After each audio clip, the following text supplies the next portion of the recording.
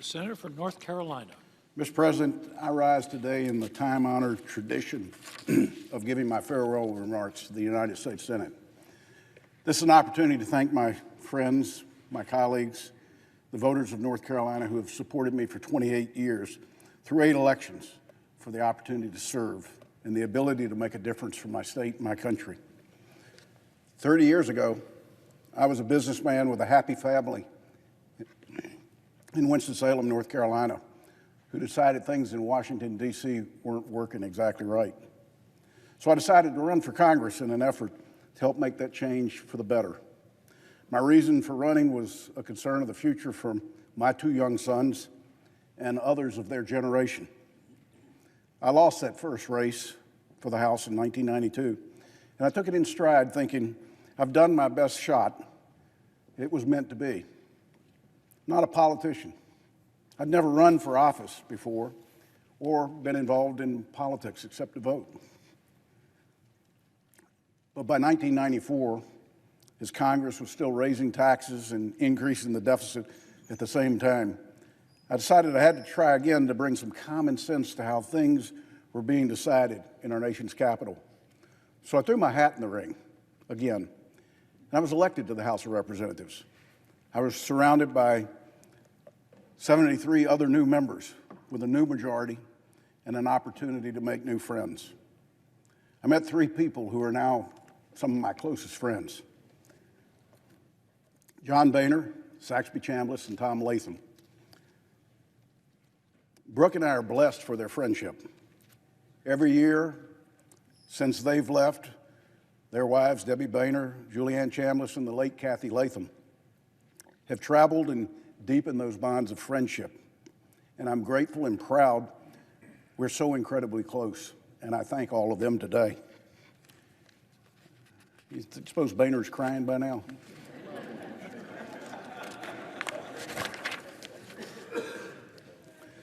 While we have all made new friends in Congress, not a day goes by, not a day, that I don't miss my good friend Tom Coburn. I have his nameplate in my office from the Intel Committee to remind me the lessons that Tom gave all of us and for the example he set as a member of the Senate. Now, from that class of 1994, the only 3 of us left: Roger, Lindsay, and me. And my time is short. The contract with America created a new majority. Newt Gingrich and Frank Luntz crafted our unifying message to the American people. We came with a commitment not to leave for 100 days until we started to change the course of American government. Then this seemed like a small sacrifice for a transformation I saw as imminent and important. We worked day and night before we ever found the bathroom or permanent housing. Every member had a different story and a different reason for running, but we were elected for a common cause: to fix Congress and a government that was broken and out of touch. Being one of 435 representatives in an institution driven by seniority has a sobering impact. For many, our new committee assignments taught us that we weren't quite as smart as we thought. Winning elections was hard. Thoughtful policy making was even harder. I decided early on that the Energy and Commerce Committee is where I'd spend the majority of my time and focus. Much can be said for the value of institutional knowledge, but there weren't any Republicans who knew what to do in the majority, since none of us had ever served in the majority.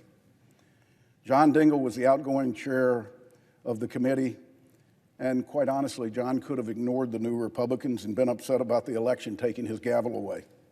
Instead, he took me under his wing. John taught me many lessons about hearings, about oversight, how to focus on important topics, and more importantly, how the work in Washington really gets done. He advised me to spend my time listening, so I did. Came to the committee hearings, and I learned from the experts. I was doing so much at one time, I realized that family time was too often ignored. I cannot express how much appreciation for the love and the support of my family to let me have this incredible experience. Brooke and I have lived apart for 28 years. Outside of the congressional recesses or a few trips every Monday, I've had to wake up just like you and know I had to fly back to Washington to cast a vote.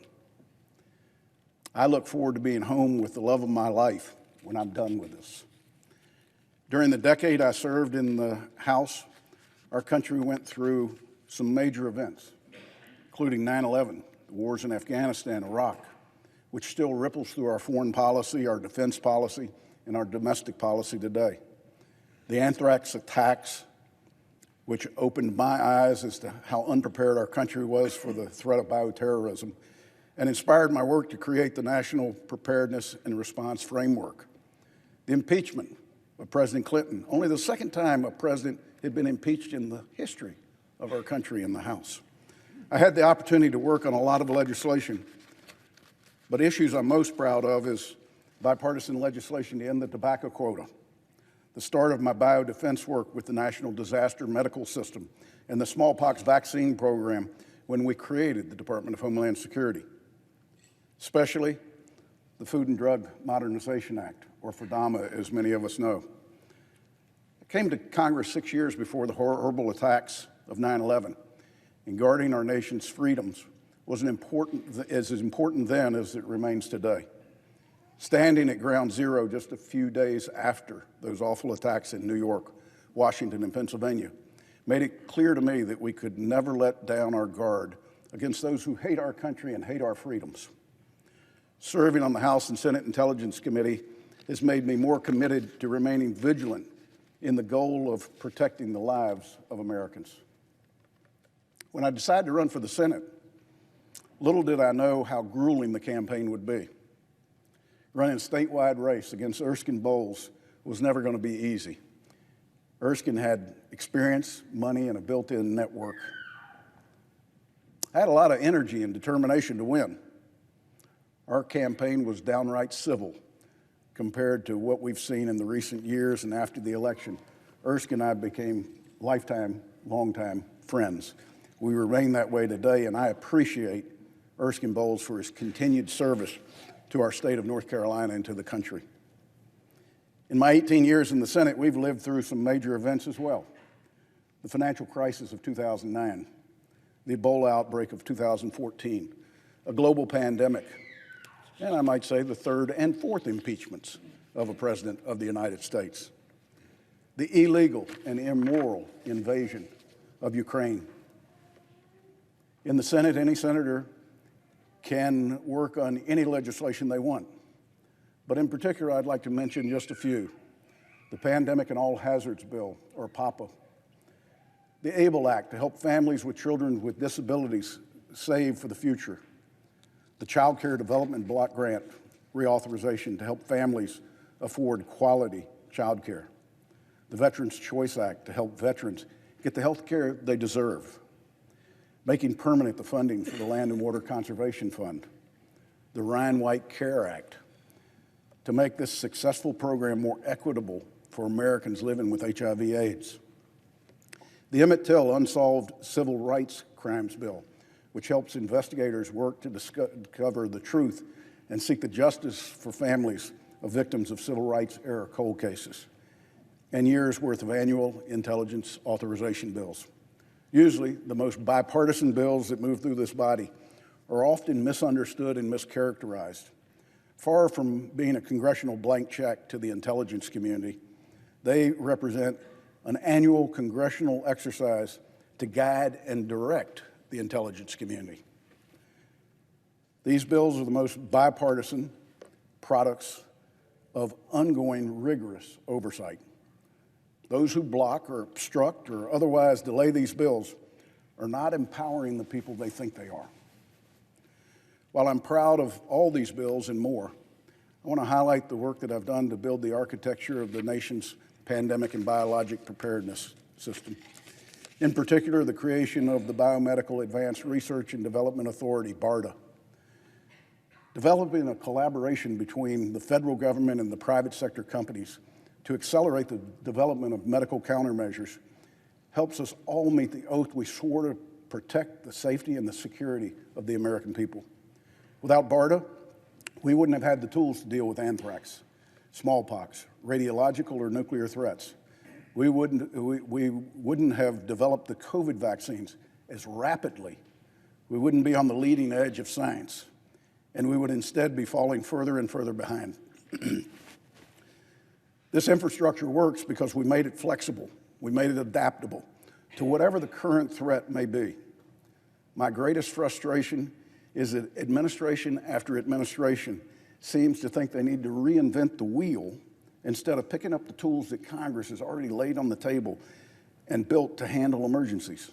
I hope one lesson we've learned from COVID is exactly how valuable BARDA is. I've been especially fortunate to serve on 3 of the most consequential committees in the United States Senate. Intelligence, where I continue my service from the House and the Senate, eventually becoming chair. Finance, which governs our tax code and much of our health care programs. And the Health, Education, Labor, and Pensions Committee, where I currently serve as the ranking Republican and have focused on our public health threat preparedness and response infrastructure and modernizing the FDA, CDC, and NIH. And I thank my chairman, Senator Murray. While serving on the Intelligence Committee, I've developed a deep friendship with Mark Warner and so many of my colleagues.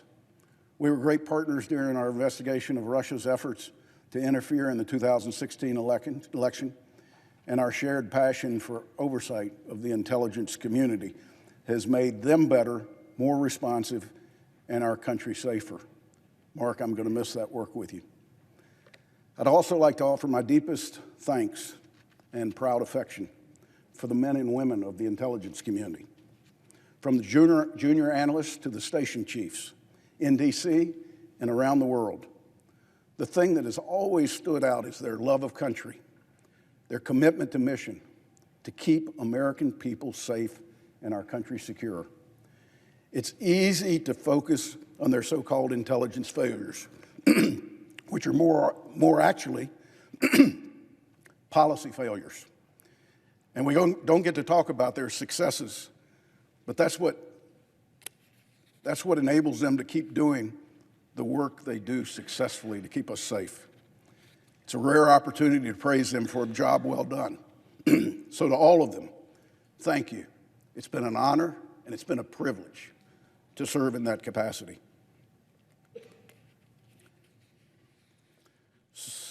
Committees are where you roll up your sleeves and you get to work. I learned that from John Dingell in the House and from my friends Ted Kennedy and Orrin Hatch in the Senate. It's where friendships are made and where we work together to get results for the people who sent us here. If I have any regrets about the operation of the Senate in recent years, it's how much leadership ignored the work of the committees and in many cases ignored the expertise of our staff. The Senate needs more committee consideration of bills and serious issues, less consolidation of decision-making in the hands of a few. Mr. President, Thomas Jefferson once said, "I like the dreams of the future better than the history of the past." So let me look forward in my remaining time rather than just reminisce the past. I've never been more optimistic about America's future.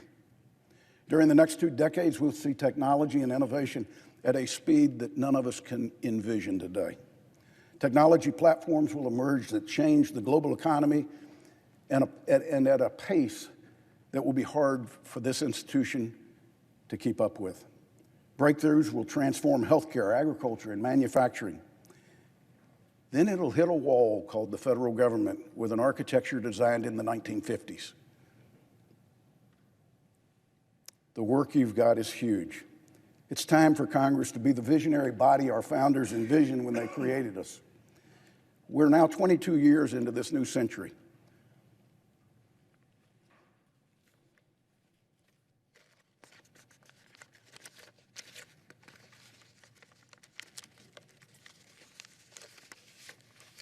There we go.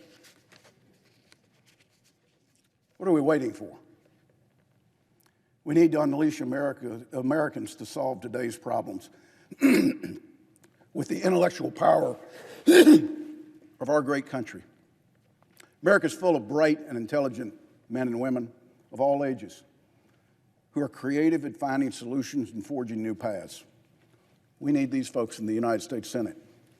And I'm glad that I've had the chance to serve with some who will now continue to carry on the great efforts for years to come. We need more statesmen and fewer politicians. As Harry Truman said, while serving in this great body, regardless of politics, our fate is tied in what happens in this room, what happens in this room. The tradition of a farewell speech usually includes some words to your colleagues about the importance of the United States Senate.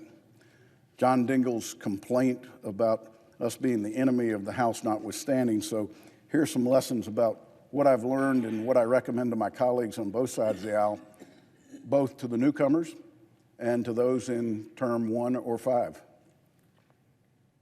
1, thank your family. They put up with more than you'll ever know.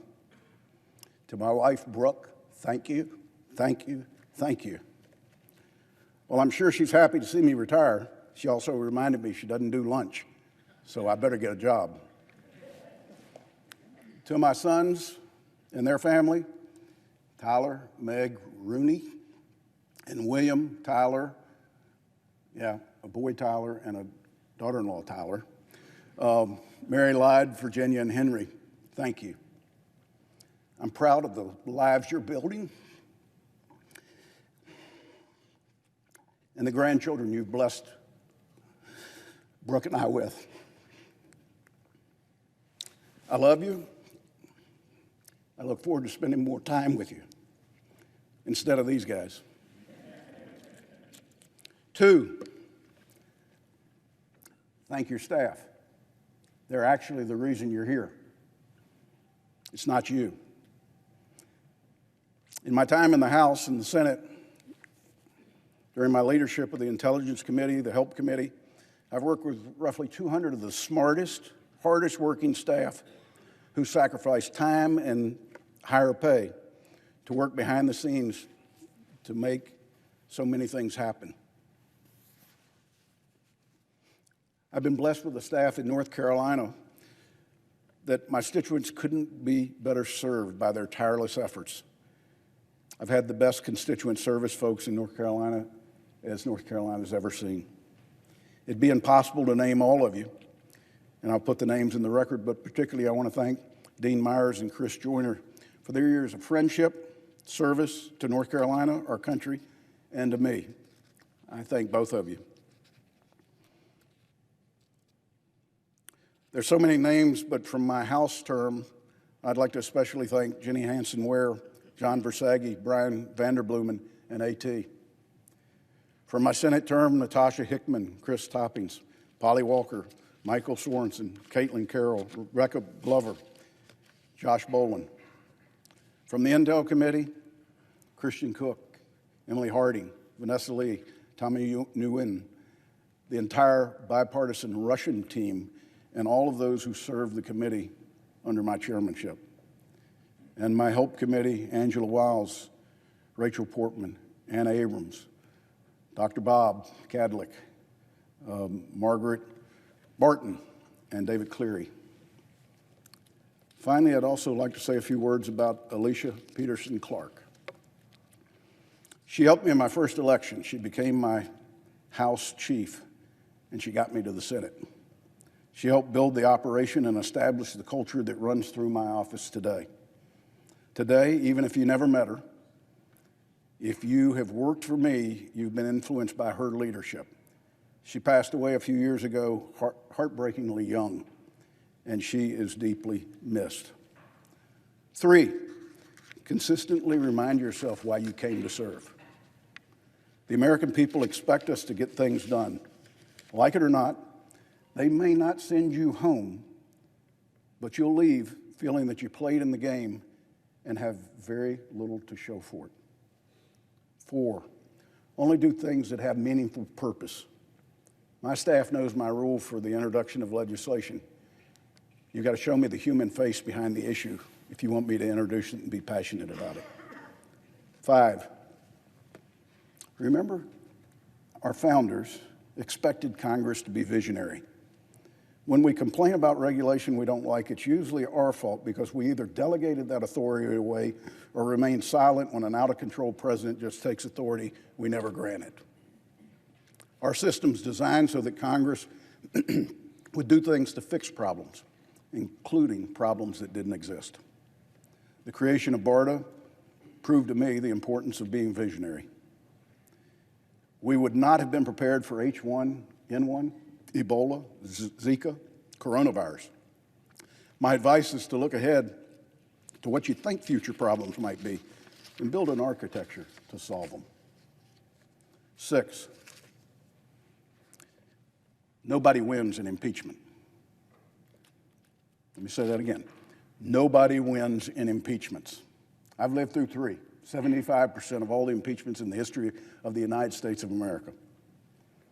Congress should resist the temptation to treat impeachment as just the newest form of political opposition. 7, principle is important, but flexibility is essential. While we all have areas of interest that we're most comfortable with, they may not be the greatest need of our time. When 9/11 terrorist attacks happened, we all had to shift our focus. When the financial markets collapsed in 2008, 2009, it was all hands on deck. And when COVID became a pandemic, we had to scramble to become health, education, and financial experts to shore up our economy and save lives. I wish we'd done more to keep schools open so that children wouldn't have suffered quite so much. But I know that the future, we will have learned from these mistakes and we won't make them again. That's 7 lessons on how to be an effective U.S. Senator. I hope some of my colleagues find these to be helpful. America's always been a great country where dreams can come true. Let's keep it that way. Our citizens and elected officials alike should dream big and then work hard to make them reality. The job of being a United States Senator means making tough decisions.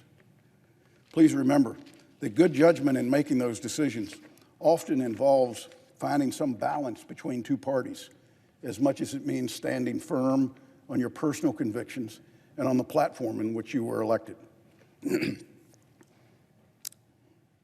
I hope we're all committed to supporting the ingenuity of our citizens so that they can match the likes of Henry Ford, Thomas Edison, George Washington Carver, Beulah Louise Henry, and so many others. Government should not be a roadblock to innovation and new ideas. Rather, it should encourage new ideas, new innovation, and new possibilities to realize the untapped potential of our citizens. I've often expressed my belief that America's best days are still ahead, and lately, I've been chided for thinking that that's true. But my optimism is rooted in reality. Our country and our citizens have an unlocked potential and unbound determination to overcome any division, any problem. Yes, there's much work to be done, but Americans have never been afraid to roll up their sleeves and work hard to succeed. Think of the challenges that we've overcome since our country was founded: the Civil War, the Great Depression, 2 world wars, racial division, the Cold War, terrorist attacks, presidential impeachment, disputed elections, an international pandemic, and more. Yet none of these have destroyed the fabric of our nation or its people, and I refuse to believe that any challenge is too great to tackle when we come together. Mr. President, I stand here today in awe of the history made in the Capitol complex, the People's House, the United States Senate, the old House chamber, the old Senate chamber, and even the old Supreme Court chamber. Our nation's history is crystallized here in this building. Our flaws, our triumphs, our humbling errors, and our breathtaking successes. If you listen closely at night when all around is quiet, you can hear the echoing voices of the ordinary men and women who became giants in our nation's history. Sam Rayburn, Margaret Chase Smith, Everett Dirksen, Barbara Jordan, John Dingell, Tom Coburn, Barbara Mikulski, John Lewis, and so many more. They served here with dignity and honor, and they shaped the course of a nation's destiny. They shared my optimism about our country and our future. Even in the darkest days, I know that optimism is not misplaced looking ahead. It's hard for me to imagine that I've had the great honor and extraordinary privilege to follow in their footsteps. I hope that my time here has had purpose and meaning. I know I've done my best to contribute and to help build a more perfect union.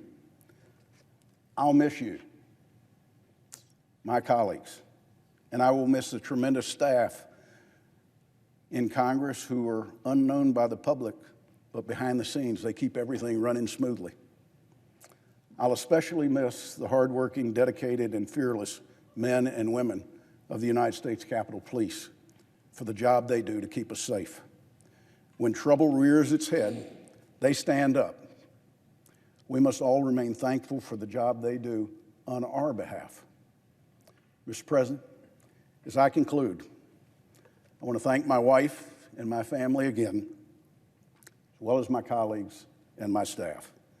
I also want to thank the people of North Carolina for honoring me with the trust and respect. I'm humbled that they sent me here to Congress 8 different times, and I appreciate their support. Mr. President, I yield the floor.